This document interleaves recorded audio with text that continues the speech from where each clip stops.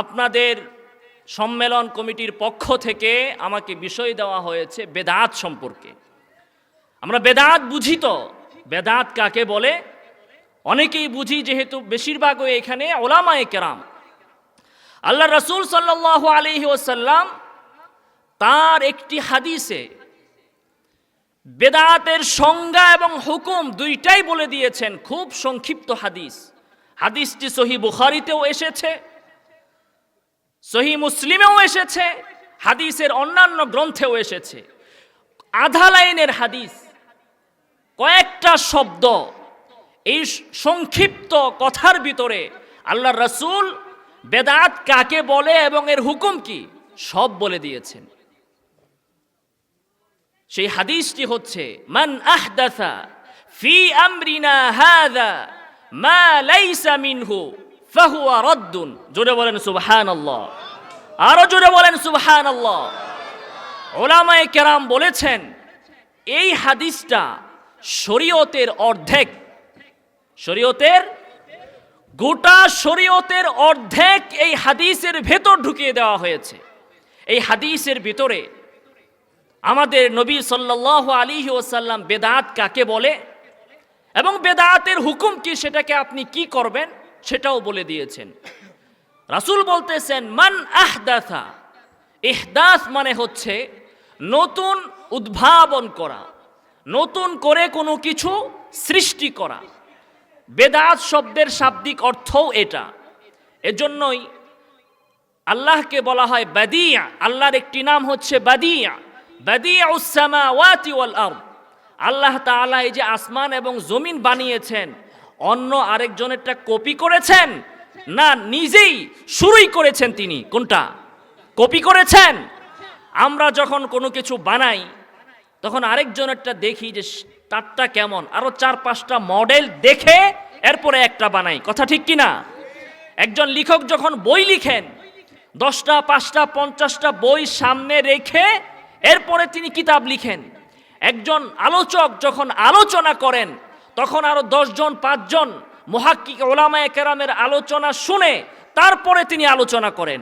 কিন্তু আল্লাহ সুবহানাহু ওয়া তাআলা আসমান বানিয়েছেন, জমিন বানিয়েছেন, কারোটা দেখে কপি করে নকল করে তিনি বানান নাই, তিনি আসমান এবং জমিন শুরুই করেছেন তিনি। কথা ঠিক কিনা? তো এর অর্থই হচ্ছে বিদআত। বেদাতের শাব্দিক অর্থ হচ্ছে নতুন উদ্ভাবন করা, নতুন কোনো কিছু আবিষ্কার করা। তো আল্লাহর রাসূল বলতেছেন, মান আহদাসা, যে ব্যক্তি উদ্ভাবন করলো নতুন জিনিস। তাহলে নতুন জিনিসের ভিতরে কি আছে? এই লাইট, এটা নতুন না পুরাতন? নতুন। রাসূলের যুগে লাইট ছিল নতুন। এই মোবাইল নতুন না পুরাতন? নতুন। মোবাইল নতুন, মাইক নতুন। ভালো করে আলোচনা শুনবেন। আপনারা যখন বেদাত সম্পর্কে আলোচনা করবেন, বেদাতপন্থীরা আপনাকে বলবে, আপনি যে মাইক দিয়ে ওয়াজ করেন এটাও তো বেদাত, আপনি যে মোবাইল চালান সেটাও তো বেদাত, ফেসবুক চালান এটাও তো বেদাত, কারণ এগুলো তো নবীর যুগে ছিল না। তো দেখুন, আল্লাহ রাসূল বলতেছেন যে নতুন কিছু আবিষ্কার করলো, এর ভিতরে সব আছে, যত নতুন আছে সব আছে। এরপরে রাসূল বলতেছেন ফি আমরিনা, আই ফি দীনিনা, আমাদের দ্বীনের ভেতরে। তাহলে বেদাত হইতে হলে কি হতে হবে? দ্বীনের ভেতরে হইতে হবে। আমি যে মাইকে আলাপ করতেছি এটা কি দ্বীন? মাইক ছাড়া ওয়াজ করলে কি সওয়াব হবে না? হবে কি না? মাইক কেন ব্যবহার করছি? যেহেতু শ্রোতা বেশি। যদি শ্রোতা কম থাকে, 2 জন 4 জন থাকে, তাহলে আলোচনা করতে মাইকের দরকার আছে? মাইকের দরকার নাই। তাহলে মাইক এটা দ্বীন না, তবে হ্যাঁ দ্বীন প্রচারের উপকরণ। এজন্যই উলামায়ে কেরাম উসুল বলেছেন, আল বিদআতু ফিল মাকাসিদ লা ফিল ওয়াসাইল।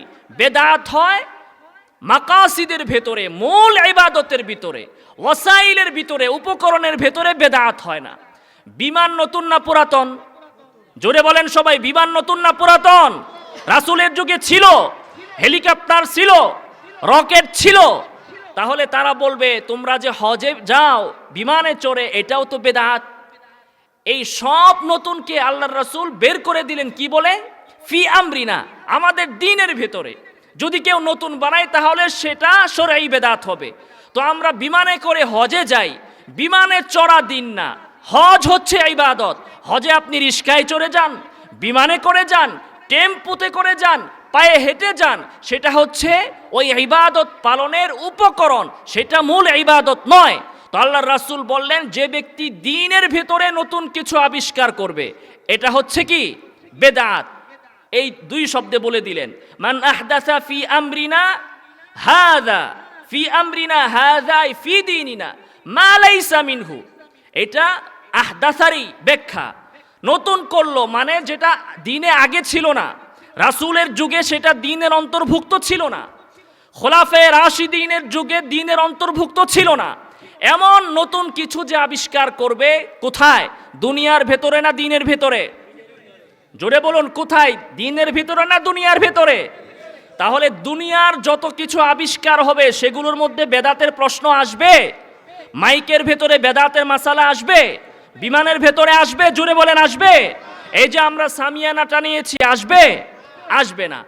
তো আল্লাহ রাসূল বললেন, যে ব্যক্তি দ্বীনের ভেতরে নতুন কিছু আবিষ্কার করবে যেটা দ্বীনের ভেতরে আগে ছিল না, হুকুম কি? ফাহুয়া রদ্দুন, সেটা প্রত্যাখ্যাত, সেটা বর্জনীয়, সেটা ছুঁড়ে ফেলতে হবে, ডাস্টবিনে নিক্ষেপ করতে হবে, সেটাকে লাথি মেরে ফেলে দিতে হবে, সেইটা কখনো আর দ্বীনের অন্তর্ভুক্ত হবে না। কথা বুঝে আসছে? তাহলে এই হচ্ছে বেদাতের সংজ্ঞা। অন্য হাদিস আল্লাহ রাসূল সাল্লাল্লাহু আলাইহি ওয়াসাল্লাম বলেন, মান আমিলা আমালান লাইসা আলাইহি আমরুনা ফাহুয়া রাদ্দুন। যে এমন আমল করলো যেটা আমাদের নয়, সেটা প্রত্যাখ্যাত হবে। বেদাতের হুকুম সম্পর্কে রাসূল অন্য হাদিসে বলেছেন, ইয়াকুম ওয়া মুহদাসাতিল উমুর ফাইন্না কুল্লা মুহদাসাতিন বিদআ ওয়া কুল্লা বিদআতিন দালালা ওয়া কুল্লা দালালাতিন ফিন্নার।